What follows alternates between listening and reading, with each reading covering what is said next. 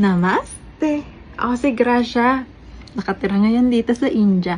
So, mag-Tagalog na lang tayo kasi ang hirap na mag-English ng ganyan. Ano pa tayo? 80-80 pa. So, ngayon nga, pag-usapan natin. Ang dami kasi nagtatanong, kumusta ba ang buhay ko dito sa India? Ayun. Nasagutin natin yan. Okay lang naman siya. Ang biyanan ko, ang kasama ko sa bahay is ang biyanan kong babae at yung pinsan ng asawa ko, which is parang kapatid niya na. So, yun, kasama ko sila sa bahay. Since tatlo kami babae dito, pwede kong suotin lahat ng gusto kong damit. As long as hindi pang-araw yan. Hindi panglabas. Kasi panglabas, pwede kang mag-western, pero yung naka-long sleeve ka, parang ganito, long sleeve. Diba? Naka-long sleeve ka, tapos naka-pantalon. Hindi ka pwedeng lumabas dito na naka-short shorts. Kasi, yun nga, may ano pa rin naman sila dito. Parang, kailangan irespeto mo rin yung sarili mo kung gusto mong irespeto ka sa labas.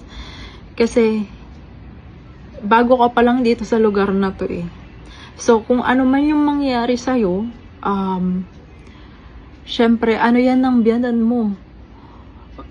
Responsibility yan ng biyanan mo.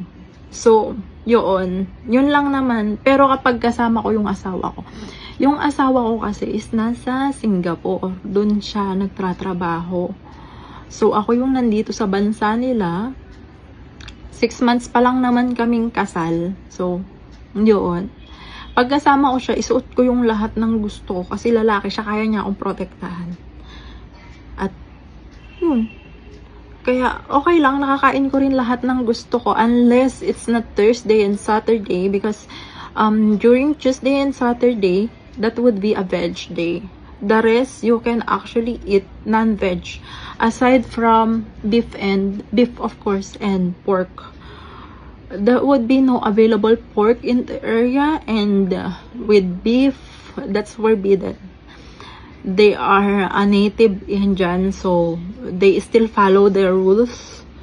They are actually Hindu, so kanya-kanya tayong kapalaran. Kung gusto mong irespeto kanila, irespeto mo rin yung alam mo yun, yung kung ano yung sa bahay.